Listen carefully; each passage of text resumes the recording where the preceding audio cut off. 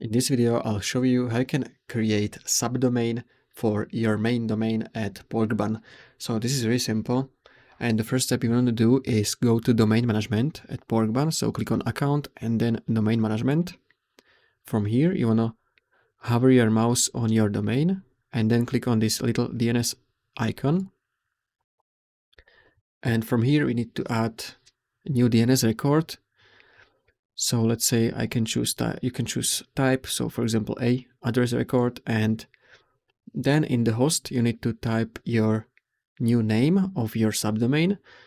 So let's say, I don't know, you can type something like payments, and then you want to paste the value of DNS record. So you can copy your existing one from here, from current records. So I'm going to paste it here and then click add. And this should create a new subdomain. So as you can see, payments.checkmarkacademy.space. So this is how you can create a subdomain at Porkbun.